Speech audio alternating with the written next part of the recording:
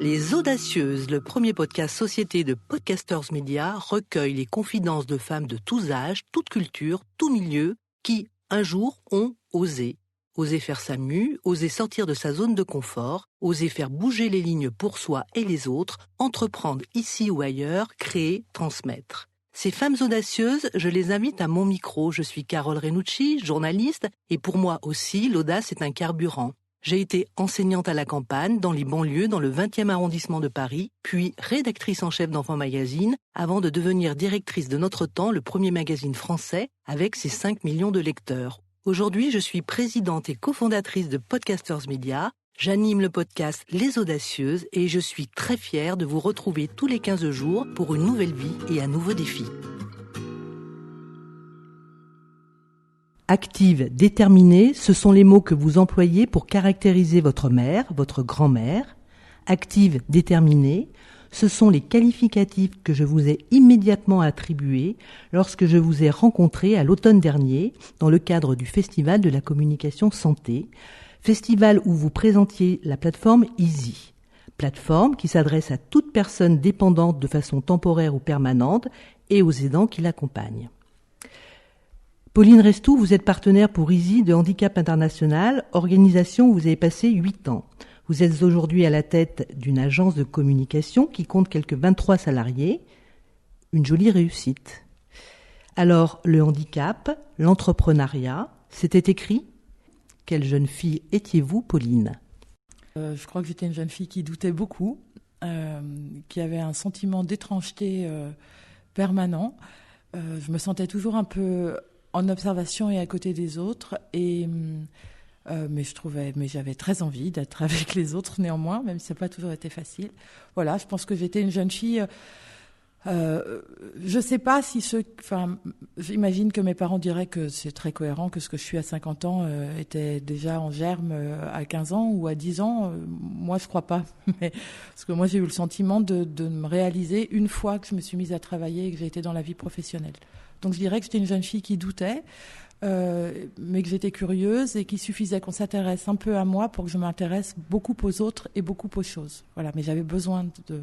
Et alors l'école, le parcours, vous avez fait une école de commerce, vous avez fait une école de communication. C'est quoi votre parcours, Pauline ? Moi, j'étais une bonne élève raisonnable jusqu'en 6e, 5e, et puis à partir de là, ça a été plus compliqué parce que je comprenais pas très bien, je crois, ce qu'on attendait de moi, être au milieu des autres. J'avais ce sentiment d'étrangeté qui faisait que j'arrivais pas à m'accrocher aux choses. Donc la 4e et la 3e ont été assez délicates. Puis par la faveur d'un changement d'établissement, ça s'est mieux passé, mais bon, je peux pas dire que j'ai été une élève. En fait, j'étais une bonne élève dans les matières qui m'intéressaient, principalement les lettres. Les maths, les profs disaient de moi, alors que Dieu sait qu'aujourd'hui, les chiffres ne me posent pas de problème, mais disons qu'à l'époque, les profs de maths me regardaient en disant « Elle est sympathique, mais elle ne comprend pas grand-chose. » Voilà. Et puis, j'ai eu mon bac, et puis ensuite, j'ai fait néanmoins une hypocagne, et puis ensuite... j'ai fait diverses choses. Et puis, je me suis mise à travailler à 20 ans, à 21 ans. Et là, je me suis vraiment éclatée, je me suis vraiment révélée. D'accord. Alors, effectivement, le besoin de comprendre, d'être comprise, de faire comprendre, vous me l'avez dit, c'est quelque chose qui vous a toujours guidée. Alors, votre première entreprise, c'était quoi ? Ma première entreprise, elle s'appelait Mangrove et elle faisait à peu près ce que nous faisons aujourd'hui avec InMediaRes. C'était de la communication principalement éditoriale, donc beaucoup de pédagogie, mais notre angle d'attaque, c'était l'environnement. Donc c'était en 91, j'avais un associé, Renaud, avec qui j'ai vraiment beaucoup aimé travailler. Et on faisait de la communication dans le domaine du développement durable. On travaillait notamment pour la filière de l'interprofession des agriculteurs biologiques, ce type d'organisation. Après, à cette époque, j'avais beaucoup de mal à parler argent à mes clients, donc je travaillais sans oser leur présenter mes factures. Donc c'était un peu compliqué. Donc après, je me suis remise en freelance. Là, j'ai été journaliste freelance dans différents titres, puis j'ai intégré Handicap International. D'accord. Et alors, pourquoi Handicap International ? Qu'est-ce qui a fait qu'à un moment, vous êtes dirigé vers cette organisation ? Quand j'étais pigiste, une amie m'a présenté un magazine qui s'appelait Déclic, qui s'adressait aux parents d'enfants handicapés. Et à l'époque, pour des raisons diverses, je m'intéressais beaucoup au sujet relatif à la toxicomanie et aux problématiques de dépendance, parce que je trouvais ça intéressant, puis une rencontre m'avait permis de m'y intéresser. Et le premier article que j'ai proposé, c'était les problématiques de dépendance, et notamment d'alcoolisme, comme facilitateur d'intégration pour les personnes handicapées mentales dans les groupes. Donc là, on y voyait déjà une espèce d'interconnexion de tous les sujets qui m'intéressaient. Et puis donc ça m'a mis le pied à l'étrier, et puis l'équipe m'a identifié, donc m'a proposé de travailler de plus en plus, et puis ensuite on m'a proposé de prendre le poste de rédactrice en chef. J'ai quitté Paris à 27 ans pour m'installer à Lyon et pour prendre ce poste. Votre époux, votre compagnon, je ne sais pas, vous a suivi? Comment ça s'est passé? C'est ce que j'allais dire, ouais, j'ai eu beaucoup de chance. Ouais. Vincent, que j'ai rencontré à 20 ans et qui est le père de mes enfants et avec lequel je vis toujours, finissait ses études aux Beaux-Arts et était à un moment de transition. Et donc, je lui dis, viens, on y va, là, il est temps d'arrêter les études, il faut que tu travailles toi aussi. Et puis du coup, on est partis tous les deux. Il m'a suivi avec enthousiasme et on a construit notre vie ici et c'est très chouette. Et donc, j'ai intégré Handicap, qui est vraiment une organisation qui est aussi très fondatrice pour moi. D'abord parce que c'est le type d'environnement où des personnalités qui sont, comme vous l'avez dit, j'ai pas un diplôme d'école de commerce, j'ai pas tout ça. Et dans ces environnements-là, on peut se faire cette place-là parce que il y a d'autres valeurs. Il y a bien sûr une exigence de professionnalisme évidente et que j'avais acquis par l'expérience terrain, mais il y avait aussi une recherche de valeurs communes ou d'intérêts communs. Et puis moi, j'ai accroché vraiment beaucoup au sujet du handicap et notamment des parents d'enfants handicapés, parce que je trouvais que ça nous donnait une loupe pour analyser des fonctionnements ou des dysfonctionnements de société bien plus larges. On pouvait interroger la question de la parentalité vue à travers le handicap. Ça lui donne un relief particulier. On peut la question de l'intégration, la question de la marge, de la mise de côté des individus sur des questions d'apparence, d'a priori, la façon dont on culpabilise les parents du fait du handicap de l'enfant, la façon dont on les même dépossède de leur statut de parent, parce que tout le monde a un avis, le professionnel, l'État, l'école, l'éducation, tout le monde a un avis. Ça, c'était il y a 20 ans. Pour vous, c'est toujours un fait avéré? Je pense que ça l'est toujours moins, parce qu'il y a des associations qui sont très militantes, parce que heureusement la société a évolué. Néanmoins, je pense que de nombreux parents se sentent encore totalement démunis face à la machine administrative et avec le sentiment qu'on décide pour eux quand même, qu'on décide pour eux et pour leur avenir. Et ce dont j'ai été convaincue assez vite au contact de Déclic, c'est que si on voulait intégrer un jour les personnes handicapées, il fallait commencer au tout départ et il fallait reconnaître dans les parents le fait d'être des parents comme les autres, et que c'était aux parents qu'il fallait s'adresser, et que pour s'adresser aux parents, il fallait être capable de leur parler de tout, sans tabou, d'aborder tout ce qui les préoccupait, de leur faciliter évidemment la vie et le quotidien, mais aussi de leur permettre de se rencontrer, d'échanger, et puis de valoriser l'expérience qui était la leur et qui pouvait être utile aux autres. Et en fait, le handicap m'était assez inconnu quand je suis rentrée, mais par contre, là, j'ai trouvé dans cette cause, dans ce sujet, un écho à des choses qui m'étaient familières, bien sûr, des centres d'intérêt, la possibilité d'agir, de me rendre utile et de faire le lien entre ce que j'aimais, écrire ou faire écrire, et ce qui me meut en général, c'est les causes et les objets de révolte. Voilà. Donc ça faisait le lien, et j'y suis restée 8 ans et j'en suis partie pour créer mon entreprise. Qui a vraiment, j'ai quitté Handicap International en décembre 2005 et mon entreprise a vraiment démarré en janvier 2006. Voilà. D'accord. Quand je vous écoute, vous avez parlé de développement durable, vous avez parlé d'humanité, pour faire simple, avec un aiguillon qui est celui d'une meilleure justice, d'une plus belle société. Je pourrais entendre ces mots-là aujourd'hui dans la bouche de jeunes gens, 20-30 ans, qui sont tout à fait dans cette dynamique. Vous retrouvez dans cette jeunesse-là? En fait, c'est amusant parce qu'à l'écoute d'un de vos podcasts récemment, je me suis posé cette question. Je me suis dit qu'effectivement, puis je l'entends beaucoup, que cette nouvelle génération a besoin de sens pour travailler. Et je me suis demandé si c'était l'apanage de cette génération. Mais en fait, je suis pas sûre que ce soit l'apanage de cette génération. Je pense que ce qui est sa force, c'est le fait de le revendiquer, c'est le fait de le dire haut et fort. Mais j'ai toute ma vie rencontré des gens qui cherchaient dans leur vie professionnelle à y mettre du sens, ou qui orientaient pour le sens, pour être utile, pour aider les autres, et dont le seul but, dont l'argent n'était pas le but. Voilà. C'était bien sûr que faire de l'argent, c'est nécessaire, notamment si on veut agir pour les autres, mais j'ai toute ma vie rencontré des gens qui étaient mus par le sens. On leur tendait peut-être moins le micro, ils étaient peut-être moins valorisés, c'était ceux qu'on appelait les babacools? Non, pas forcément.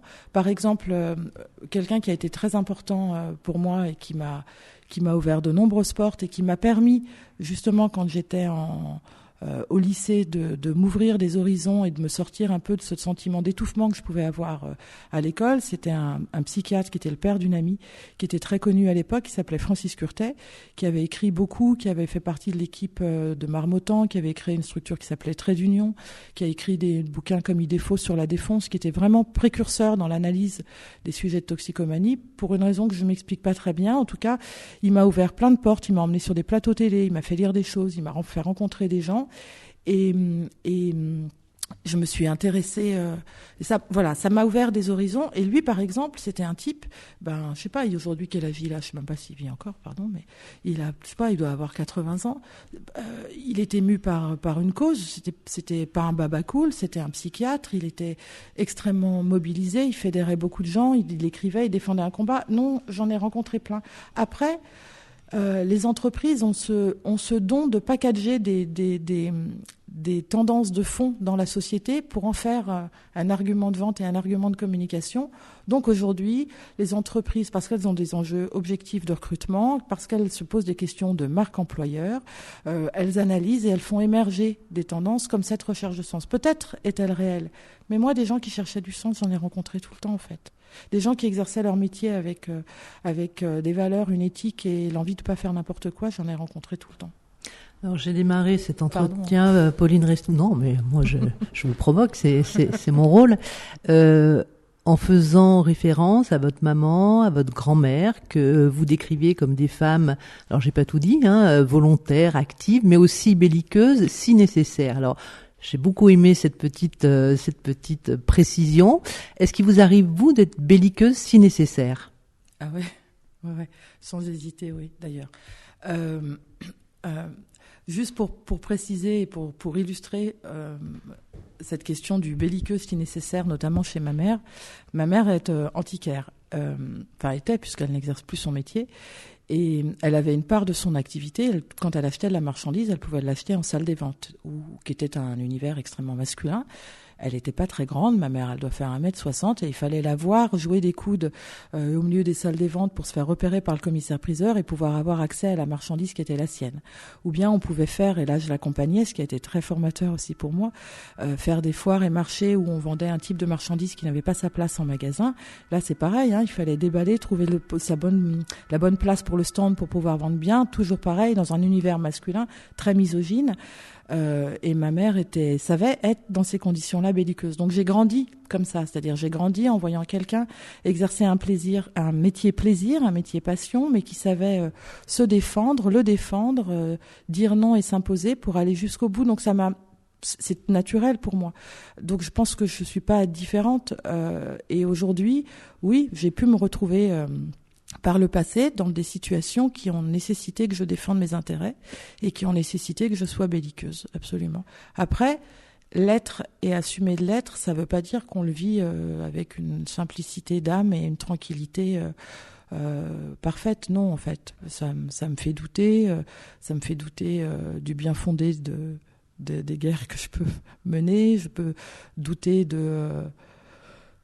ça peut m'inquiéter sur l'image que je peux renvoyer de moi-même, ça peut m'inquiéter sur plein de choses. Néanmoins, il faut, notamment quand on est chef d'entreprise, il faut apprendre à se défendre. Et c'est ça, être belliqueux, c'est pas forcément faire du mal aux autres, mais apprendre à se défendre.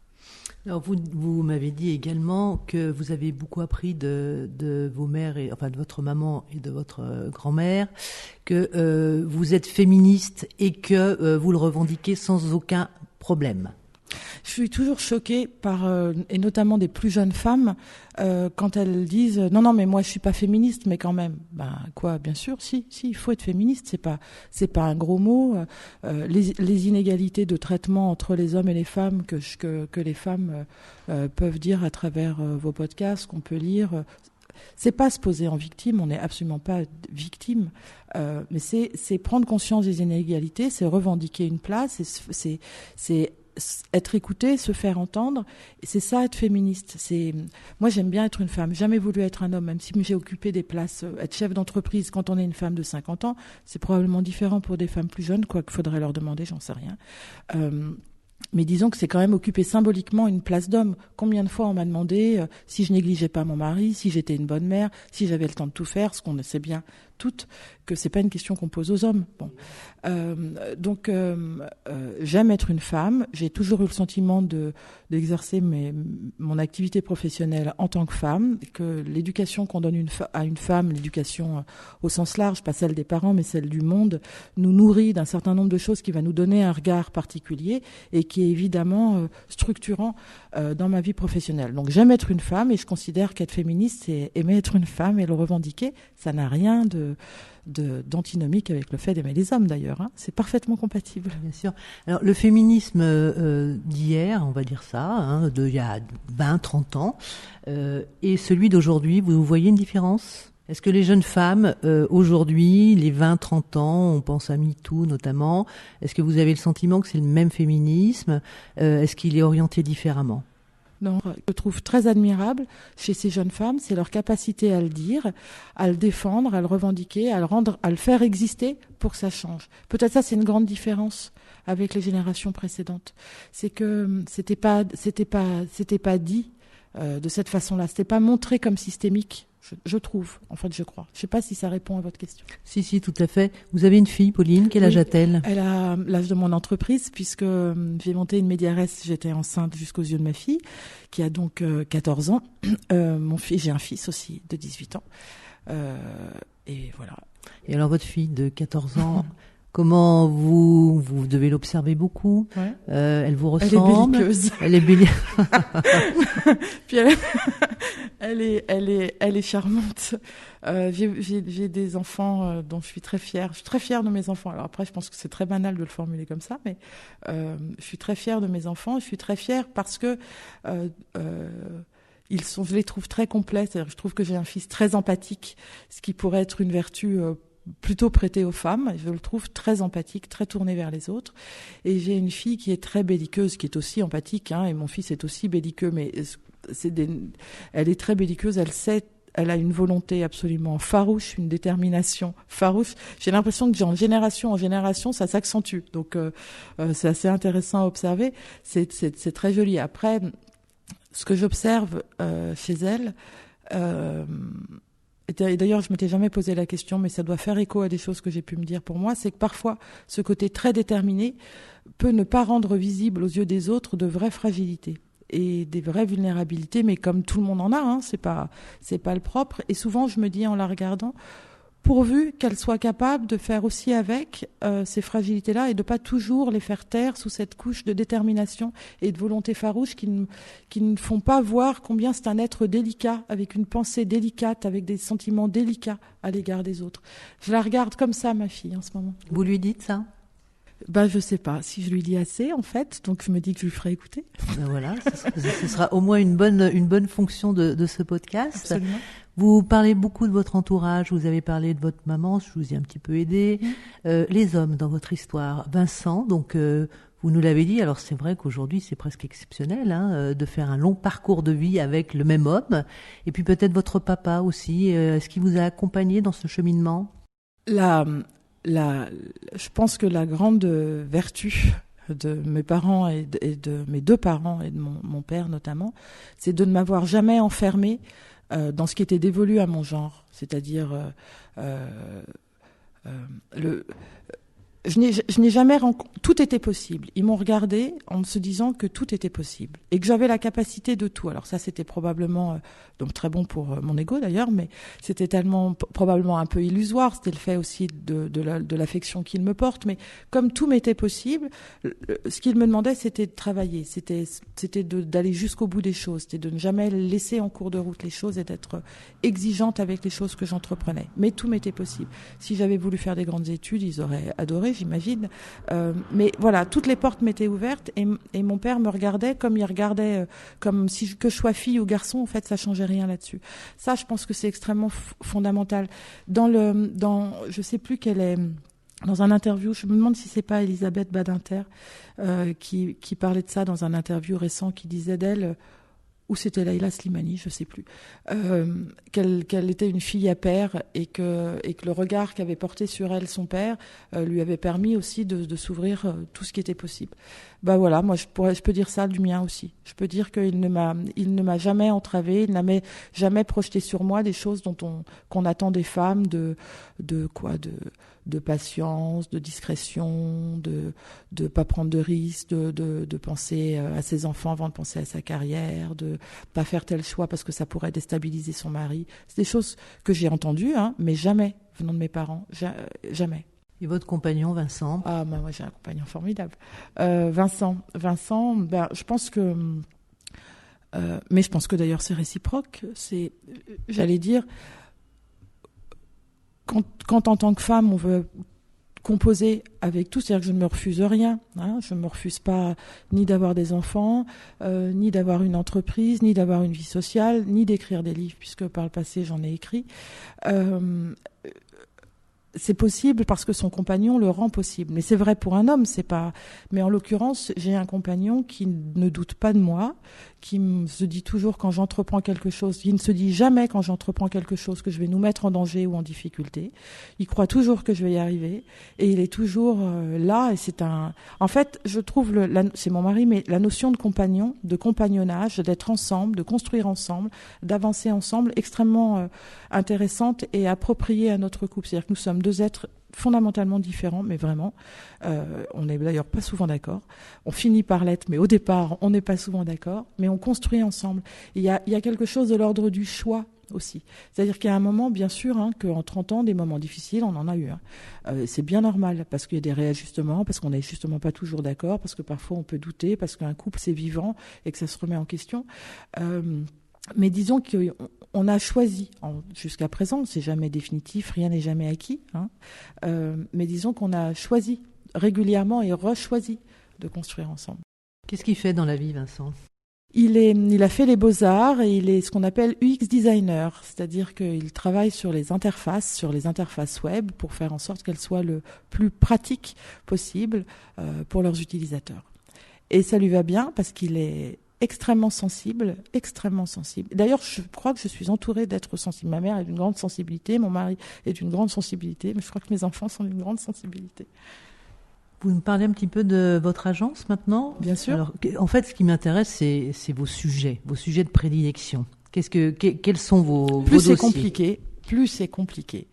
Plus ce dont on a à parler est compliqué et plus on va pouvoir s'y intéresser et faire marcher nos cerveaux collectifs pour en faire quelque chose. Notre métier, dans les grandes lignes, c'est d'accompagner nos clients quand ils veulent s'adresser à un public qu'ils vont définir et qu'ils veulent nourrir une relation par un échange, une conversation, de l'information, de la matière. En fait, si vous voulez, avec l'émergence du digital, toutes les marques, toutes les entreprises, toutes les organisations sont mises à devoir parler pour exister et émerger dans la sphère digitale.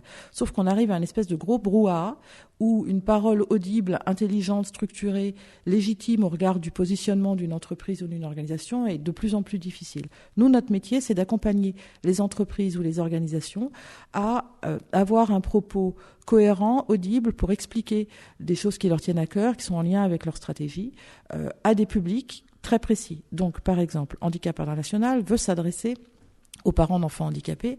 De quoi on lui parle ? On leur parle pas que de loi, on parle de ce qui va les intéresser, on leur rend un service. Quand une collectivité veut s'adresser à ses citoyens pour expliquer une politique publique, si on reste dans du jargon technique, si on reste que dans des textes qui font des kilomètres, si on n'utilise pas de nouveaux médias, si on n'utilise pas les podcasts, par exemple, on a quand même peu de chances d'être audible et d'être compris. C'est ça notre boulot, dites-nous marque, entreprise, organisation, à qui vous voulez vous adresser, ou même on peut les aider en leur disant vous devriez travailler sur telle ou telle cible, et ensuite on leur dit comment, avec quoi et à quel moment, et on produit le matériau pour ça. Et on a coutume de dire que plus le sujet est compliqué, plus le public est exigeant, plus le sujet est sensible, et plus on va s'amuser. Donc je pense que vos clients savent vers qui ils viennent. Oui, par exemple, récemment, une entreprise, on nous a proposé de répondre à une consultation qui nous posait des problèmes éthiques, que je ne citerai pas. On n'y a pas été, non, ça me paraît pas terrible. Oui, on est beaucoup sur les sujets, mais alors, j'aime pas définir l'agence sous cet angle-là. Ne le faites pas, Pauline. Personne ne vous y oblige. On a une conviction, c'est que tout est intéressant. En fait, tous les sujets peuvent nous intéresser. Alors, c'est à nous de les rendre intéressants. C'est à nous de rendre compréhensible, légitime une politique publique. C'est à nous d'expliquer le sens d'une exposition dans un musée, par exemple. Je pense à ça parce que au musée des Confluences, il y a eu une exposition sur les insectes parasites, et on a dû écrire des contenus autour de ça, et c'était extrêmement intéressant. Aussi intéressant que de parler d'architecture, aussi intéressant que de parler d'économie d'énergie, aussi intéressant que de parler de transport ou de parler du coronavirus, par exemple, pour être dans l'actualité. Je ne sais pas à quel moment passera ce podcast, mais au moment où on se parle, on sera dedans, Pauline, je vous le confirme. Donc en fait, tous les sujets nous intéressent, absolument tous. Mais c'est vrai que les clients viennent ici pour, je crois, au moins deux ou trois raisons. La première, c'est que je recrute pas des communicants.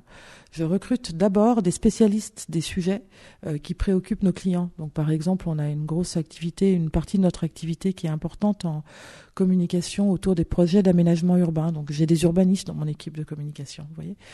J'ai des gens de la vulgarisation scientifique et technique pour pouvoir parler santé. Donc, déjà, c'est une compréhension, une façon de rentrer dans le sujet.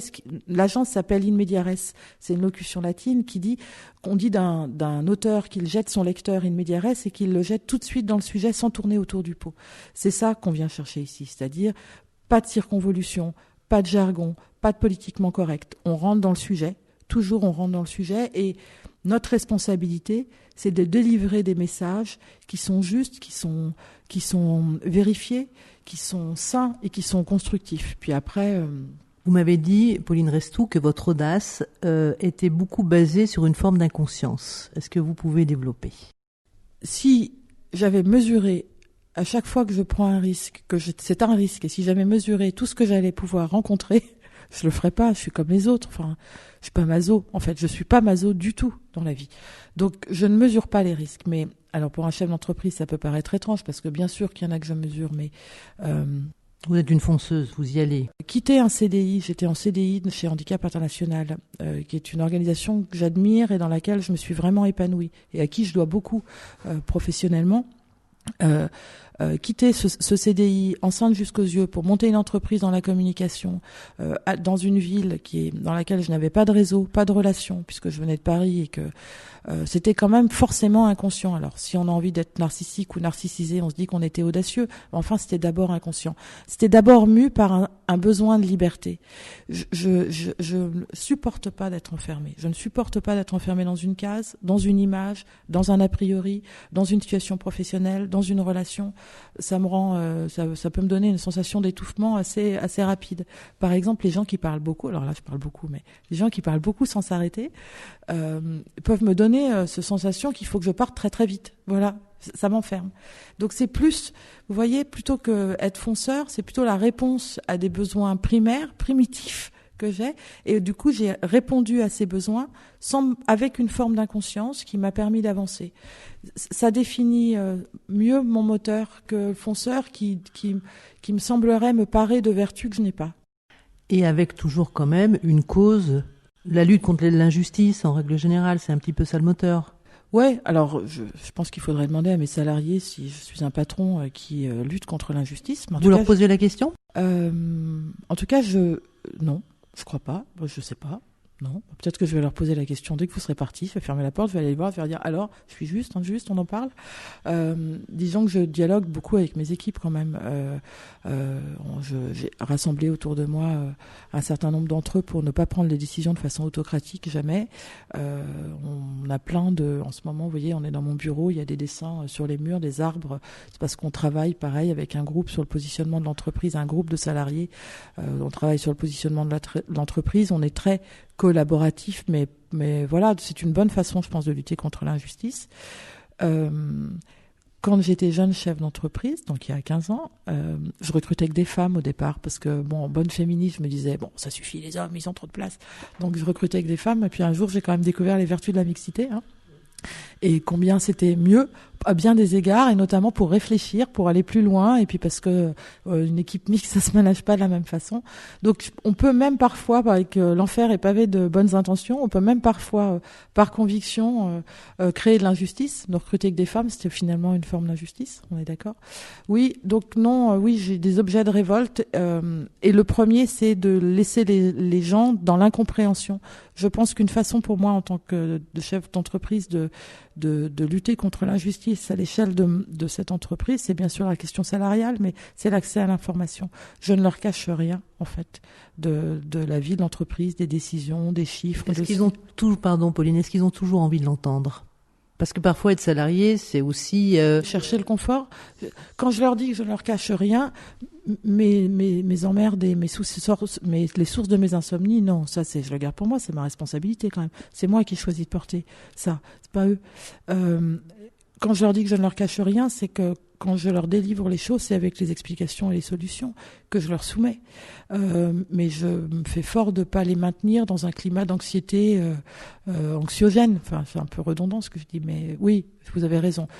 Mais néanmoins, je pense que leur rendre justice, cet outil de travail, il leur appartient, en fait. Même si j'en suis à l'origine, et c'est leur outil de travail, c'est leur revenu. Ça a aussi un impact sur leur vie.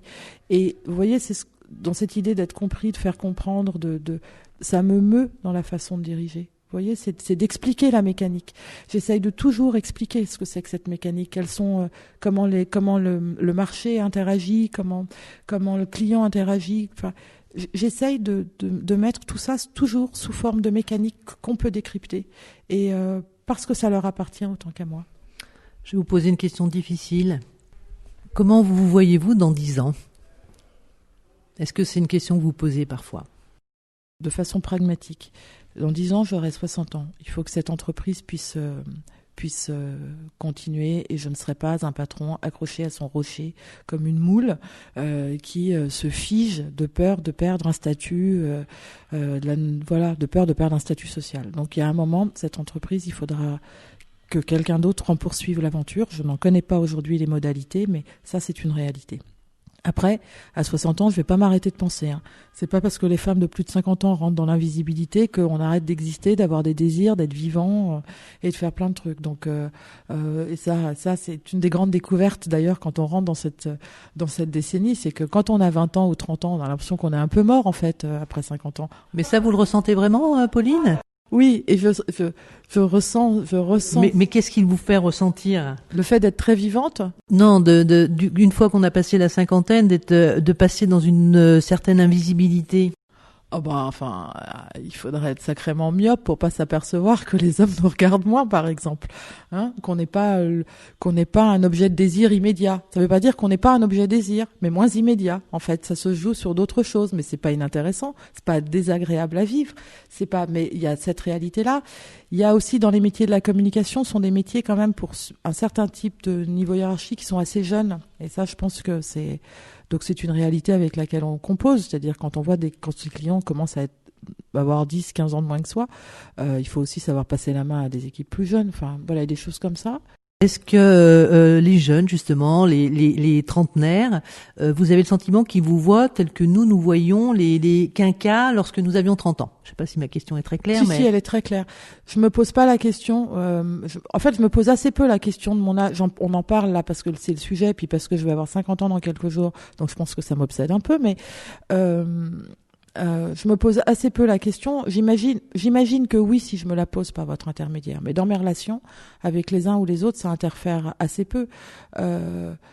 Mes collaborateurs, les âges vont de 24 à 54, 55. J'ai un plaisir à passer de l'un à l'autre, à construire avec l'un et l'autre de façon différente. Après, je sais bien qu'on n'est pas mu par les mêmes. On a des moments de vie avec des enjeux différents, des pulsions différentes, et que ça interagit dans nos échanges. Mais je ne prête pas aux générations plus jeunes ou plus anciennes des choses très linéaires. Vous voyez, je pense qu'il y a une part d'individualité qui est quand même très importante. Vous constatez que ça fonctionne bien dans vos équipes, ce mélange d'âge. On a parlé des hommes et des femmes, la parité. Ouais, c'est super important, mais c'est aussi important. Non mais l'hétérogénéité, la mixité, qu'elle soit sociale, culturelle, de genre, générationnelle, enfin elle est fondamentale. D'abord, pour nous, dont le métier c'est d'expliquer les choses, c'est de les faire comprendre. On les fait comprendre à des gens de tout genre, de tout milieu, de tous âges, de toutes conditions, de tout niveau d'éducation. Donc si nous-mêmes, on est dans une espèce de petit milieu clos, consanguin, on ne va pas faire du bon travail. Enfin, c'est pas possible. Il faut absorber la variété du monde pour pouvoir faire avec, la rendre explicite, lui parler. Donc oui, non, c'est fondamental. Puis c'est comme ça qu'on est heureux, parce que si on reste entre soi, mon Dieu, mais qu'est-ce qu'on se stérilise, quoi. Et qu'est-ce qu'on peut voir ça dans les milieux, dans nos milieux, ce fameux entre-soi de gens qui s'entretiennent dans leurs a priori, leurs idées. Par exemple, on touche pile poil dans les trucs qui me révoltent. Je vois, le ton monte. Pardon. Allez, je vous en prie, ne vous excusez pas, on a besoin de ce ton qui monte. Dernière question, parce que il faut aussi que j'arrête de vous faire souffrir. Alors ma question, elle va être sur le plaisir. On a parlé du boulot qui, chez vous, est évidemment imprégné de plaisir. Quand on a un petit peu plus de temps, si on se projette dans 10 ans, si c'est le cas. Un de mes grands plaisirs dans la vie, je le mets un peu au passé parce que mon quotidien est beaucoup plus contraint aujourd'hui et a moins d'espace pour ça, mais un de mes grands plaisirs a été de lire. Lire. J'ai beaucoup lu, j'ai aimé beaucoup lire des auteurs extrêmement divers. Vous pouvez les nommer ? Quelques-uns ? Oui, j'ai autant de plaisir, je sais pas moi. En fait, j'ai des auteurs par époque. C'est-à-dire que à 20, 25 ans, ce que j'aimais lire, c'était Zweig, Hermann Hesse, Goethe. À 40 ans, 35, 40 ans, j'ai découvert Shakespeare avec fascination. J'ai adoré lire Benoît de Groult, je vous la citais. Voilà, j'adore les polars, j'adore James Ellroy. J'aime lire. Et je suis fascinée par ce talent que je n'ai pas. En fait, c'est-à-dire que par le passé, j'ai écrit des livres utiles parce que j'ai écrit pour les parents d'enfants handicapés, j'ai écrit sur le vieillissement des personnes âgées parce que là, par exemple, je ne veux pas qu'on réduise vieillissement à problématique de dépendance. Enfin, c'est pareil, à 80 ans, on continue à avoir des envies, des désirs et c'est ça qui nous rend vivants. J'ai écrit sur l'engagement sociétal, mais c'était des choses pratiques, utiles. J'aimerais être capable de raconter des histoires. Mais pour ça, il faut que je me libère peut-être ne le serais-je pas, mais enfin, je veux pas mourir sans avoir essayé. Donc, il faudra bien que je me libère du temps, de l'espace mental pour essayer d'être dans une narration. J'essaye. C'est pas bien ce que je fais. C'est au regard de tous ces auteurs que j'ai pu lire, je trouve ça pas bien. Donc, mais voilà, c'est ça. Ça, je serais vraiment heureuse d'avoir réussi à écrire des histoires. En tout cas, Pauline, c'est tout le bonheur qu'on vous souhaite. Moi, je suis convaincue que vous y arriverez, mais je veux surtout pas mettre une forme de pression. C'est pas forcément pour tout de suite. Les choses se maturent doucement, comme on le sait, l'une et l'autre. Donc, je vous souhaite une belle route encore. Je vous remercie infiniment pour cette rencontre. Moi aussi, je vous remercie. Et peut-être à bientôt. J'espère. Au revoir, Pauline. Vous venez d'écouter un nouvel épisode des Audacieuses de Podcasters Media. Nous espérons que vous avez passé un bon moment. Si c'est le cas, surtout n'hésitez pas à le faire savoir à vos proches. Vous pouvez aussi le dire sur les réseaux sociaux et nous mettre 5 étoiles sur vos plateformes d'écoute et applications préférées. Enfin, écoutez-nous, réécoutez-nous et donnez-nous de vos nouvelles sur notre site www.podcastersmedia.com